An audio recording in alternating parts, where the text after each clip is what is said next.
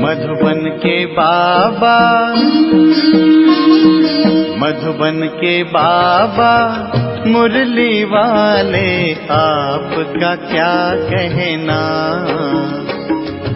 आपका क्या कहना। ओम शांति। आज 6 अप्रैल 2025 के अव्यक्त बाप दादा के मधुर महावाक्य सुनेंगे, जिसकी रिवाइज डेट है 15 दिसंबर 2004। मुरली का सार है, बाप दादा की विशेष आशा कि हर एक बच्चा दुआएं दे और दुआएं ले। बाप दादा की विशेष आशा कि हर एक बच्चा दुआएं दें और दुआएं लें। तो चलिए बहुत प्रेम और एकाग्रता से सुनते हैं आज के अव्यक्त बाप दादा के मधुर महावाक्य।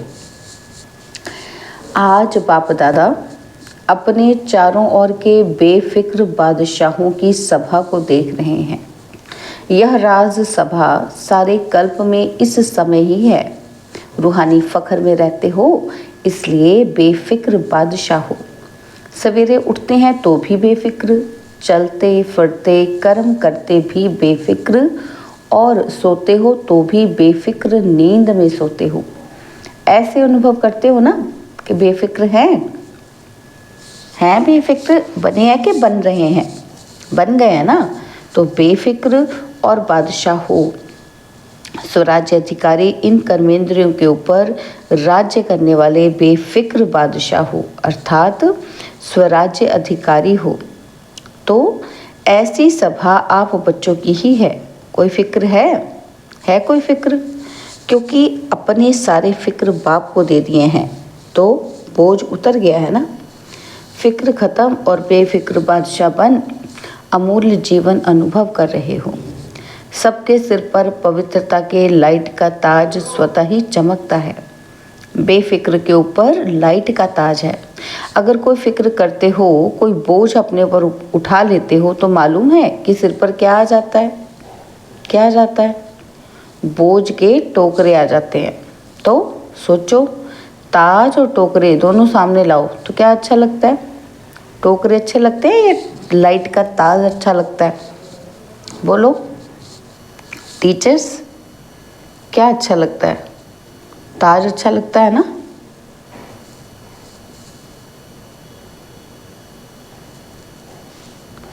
तो सभी कर्मेंद्रियों के ऊपर राज्य करने वाले बादशाह हो। पवित्रता लाइट का ताजधारी बनाती है, इसलिए आपके यादगार जड़ चित्रों में डबल ताज दिखाया है। द्वापर से लेकर बादशाह तो बहुत बने हैं, राजे तो बहुत बने हैं, लेकिन डबल ताजधारी कोई नहीं बना। बेफिक्र बादशाह स्वराज्य अधिकारी भी कोई नहीं बना, क्योंकि पवित्रता की शक्ति माया जीत, कर्मेंद्रिय जीत विजयी बना देती है। बेफिक्र बादशाह की निशानी है सदा स्वयं भी संतुष्ट और औरों को भी संतुष्ट करने वाले। कभी भी कोई अप्राप्ति है ही नहीं जो असंतुष्ट हो। जहाँ अप्राप्ति है वहाँ असंतुष्टता है, और जहाँ प्राप्ति है वहाँ संतुष्टता है। ऐसे बने हो? चेक करो कि सदा सर्व प्राप्ति स्वरूप या संतुष्ट हैं। गायन भी है कि अप्राप्त नहीं कोई वस्तु देवताओं के लिए, ब्राह्मणों के खजाने में, है ना। बाबा कहते क्या गायन है कि अप्राप्त नहीं कोई वस्तु देवताओं के, नहीं, किसके खजाने में? ब्राह्मणों के खजाने में। तो संतुष्टता जीवन का श्रेष्ठ श्रृंगार है, श्रेष्ठ वैल्यू है। तो संतुष्ट आत्माएं हो ना। तो बाप दादा ऐसे बेफिक्र बादशाह बच्चों को देख खुश होते हैं। क्या कहते हैं? वाह मेरे बेफिक्र बादशाह, वाह वाह वाह हो ना। तो हाथ उठाओ जो बेफिक्र है। बेफिक्र फिक्र नहीं आता, कभी तो आता है नहीं, तो अच्छा है। तो बेफिक्र बनने की विधि बहुत सहज है, मुश्किल नहीं है। सिर्फ शब्द की, एक शब्द की मात्रा का थोड़ा सा अंतर है। तो वो शब्द है मेरे को तेरे में परिवर्तन करो। मेरा नहीं तेरा। तो हिंदी भाषा में मेरा भी लिखो और तेरा भी लिखो तो क्या फ़र्क होता है? मैं और ते का। लेकिन फ़र्क इतना हो जाता है। तो आप सब मेरे मेरे वाले हो या तेरे तेरे वाले हो? मेरे को तेरे में परिवर्तन कर लिया? नहीं किया हो तो कर लो। मेरा मेरा अर्थात दास बनने वाला, उदास बनने वाला। माया के दास बन जाते हैं ना, तो उदास तो होंगे ना। तो उदासी अर्थात माया के दासी बनने वाले। तो आप मायाजीत हो, माया के दास नहीं, तो उदासी आती है? कभी कभी टेस्ट कर लेते हो? क्योंकि 63 जन्म उदास रहने का अभ्यास है ना, तो कभी कभी वो इमर्ज हो जाती है। इसलिए बाप दादा ने क्या कहा कि हर एक बच्चा बेफिक्र बादशाह है।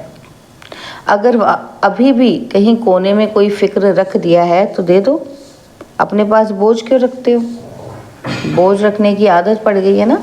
तो जब बाप कहते हैं बोझ मेरे को दे दो, आप लाइट हो जाओ, तो डबल लाइट अच्छा या बोझ अच्छा?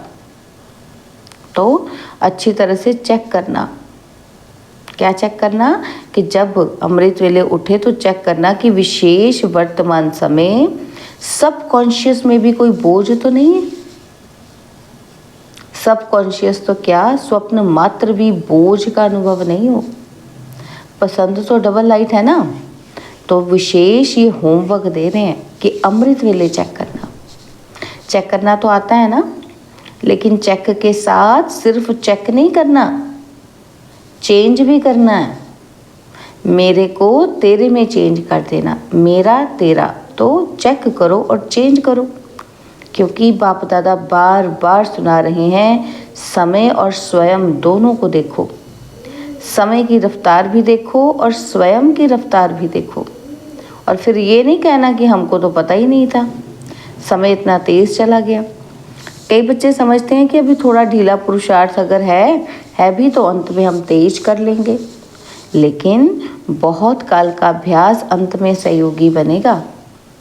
बादशाह बन के तो देखो, बने हैं, लेकिन कोई बने हैं कोई नहीं बने हैं। चल रहे हैं, कर रहे हैं कि संपन्न हो जाएंगे। अब चलना नहीं है, करना नहीं है, उड़ना है। तो अभी उड़ने की रफ्तार चाहिए। पंख तो मिल गए हैं ना, उमंग, उत्साह और हिम्मत के पंख सबको मिले हैं। और बाप का वरदान भी है, याद है वरदान याद है बाबा का? तो हिम्मत का एक कदम आपका और 1000 कदम मदद बाप की। क्योंकि बाप का बच्चों से दिल का प्यार है, तो प्यार वाले बच्चों की बाप मेहनत नहीं देख सकते। मोहब्बत में रहो तो मेहनत समाप्त हो जाएगी। मेहनत अच्छी लगती है क्या? थक तो गए हो। 63 जन्म भटकते भटकते मेहनत करते थक गए थे, और बाप ने अपनी मोहब्बत से भटकने के बजाय 3 तख्त के मालिक बना दिया। 3 तख्त जानते हो? जानते क्या हो? लेकिन तख्त निवासी हो, अकाल तख्त निवासी भी हो, और बाप दादा के दिल तख्त नशीन भी हो, और भविष्य विश्व राज्य के तख्त नशीन भी हो। तो बाप दादा सभी बच्चों को तख्त नशीन देख रहे हैं। ऐसा परमात्मा दिल तख्त सारे कल्प में अनुभव नहीं कर सकेंगे। तो क्या समझते हैं पांडव? बादशाह हैं, हाथ उठा रहे हैं, तख्त नहीं छोड़ना। देह भान में आए अर्थात मिट्टी में आ गए। तो ये देह मिट्टी है, तख्त नशीन बने तो बादशाह बने। तो बाप दादा सभी बच्चों के पुरुषार्थ का चार्ट चेक करते हैं, और 4 ही सब्जेक्ट में कौन कौन कहाँ तक पहुँचा है।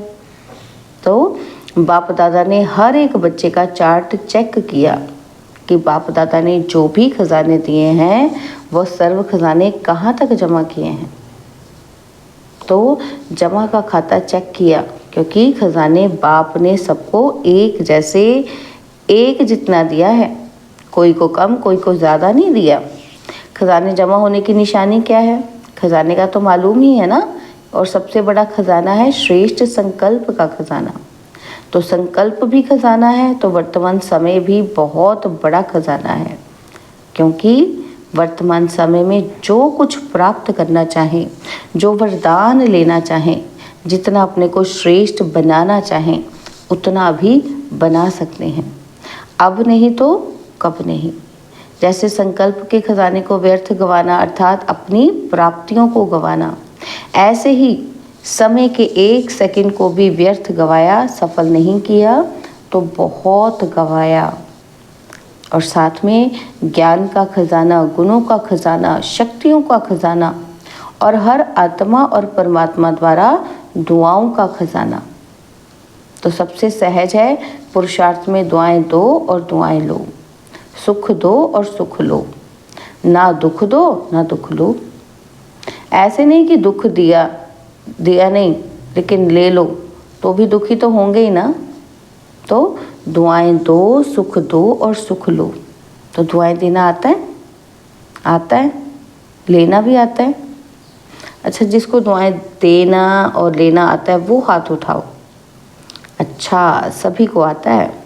अच्छा, तो डबल फॉरेनर्स को भी आता है, मुबारक है कि देने आता है और लेने आता है तो मुबारक ना। तो सभी को मुबारक है। लेकिन अगर लेने भी आता और देने भी आता तो फिर और क्या चाहिए? दुआएं लेते जाओ, दुआएं देते जाओ, संपन्न हो जाएंगे। कोई बद्दुआ देवे तो क्या करेंगे? लेंगे? बद्दुआ आपको देता है तो आप क्या करेंगे? लेंगे आप उसको? अगर बद्दुआ मानो ले लिया तो आपके अंदर फिर स्वच्छता रही? बद्दुआ तो खराब चीज़ है ना। आपने ले ली, आपने अंदर स्वीकार कर ली तो आपका अंदर स्वच्छ तो नहीं रहा ना। तो अगर ज़रा भी डिफेक्ट रहा तो परफेक्ट नहीं बन सकते। अगर खराब चीज़ कोई देवे तो क्या आप ले लेंगे? कोई बहुत सुंदर फल हो लेकिन आपको खराब हुआ दे देवे, फल तो बढ़िया है, फिर ले लेंगे? नहीं लेंगे ना।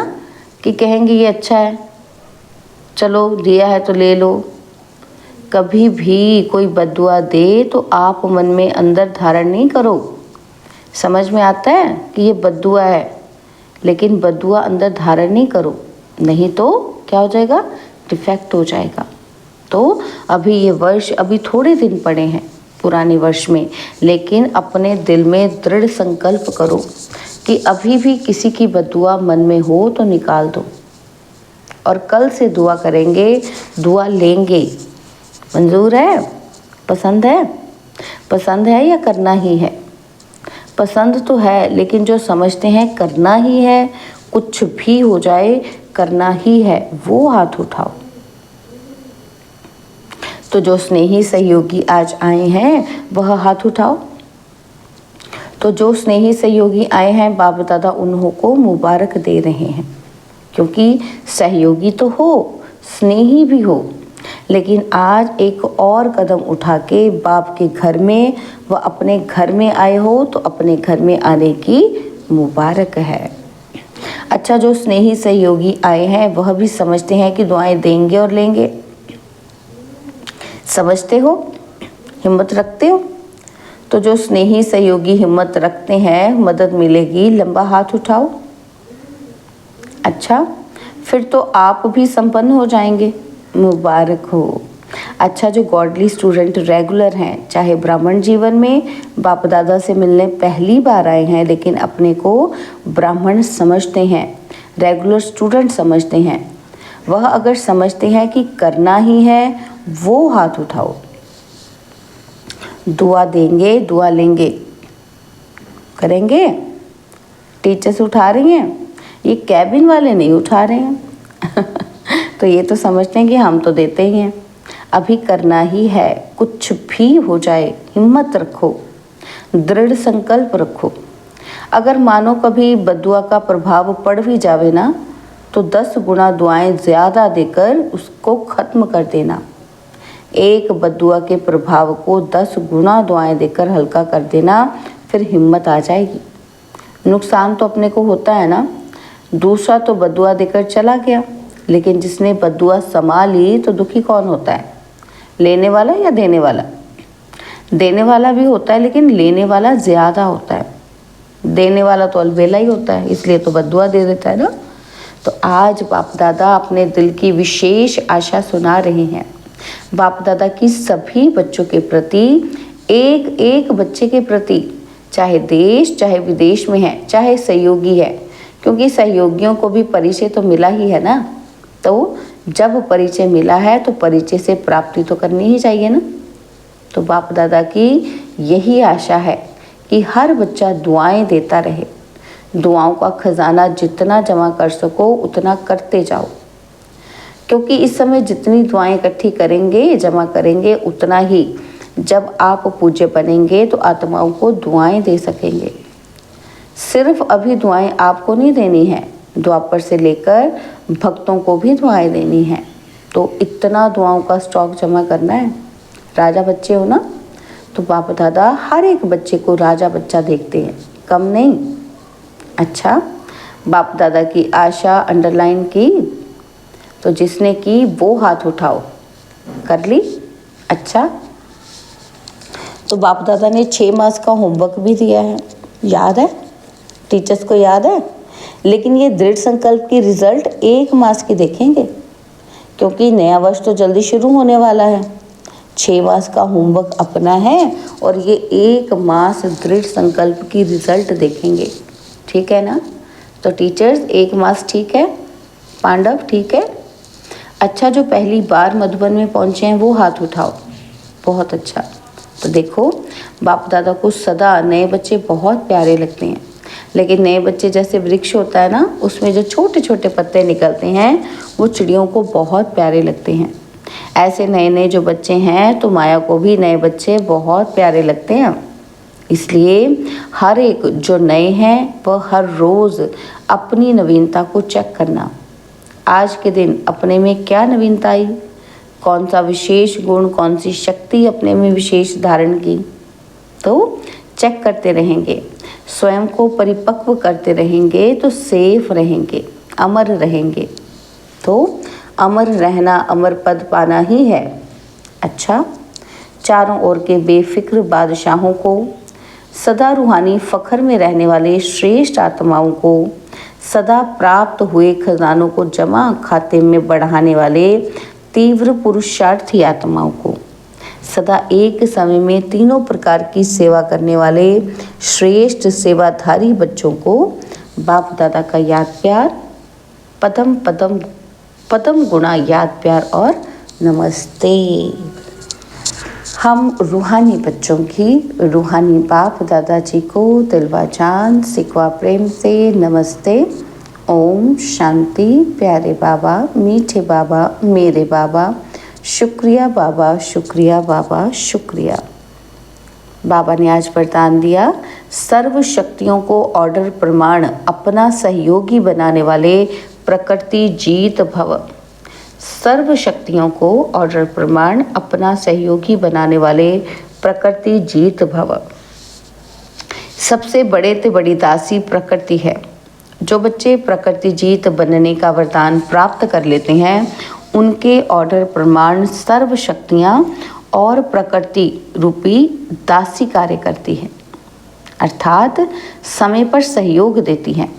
लेकिन यदि प्रकृति जीत बनने के बजाय अलबेलेपन की नींद में व अल्पकाल की प्राप्ति के नशे में व व्यर्थ संकल्पों के नाच में मस्त होकर अपना समय गंवाते हो तो शक्तियाँ ऑर्डर पर कार्य नहीं कर सकती। इसलिए चेक करो।